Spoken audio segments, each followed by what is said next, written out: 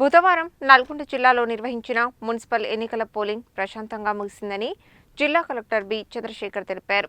Polling ప్రశాంతంగా ముగిసినందుకు సహకరించిన అందరికీ ఆయన కృతజ్ఞతలు తెలిపారు.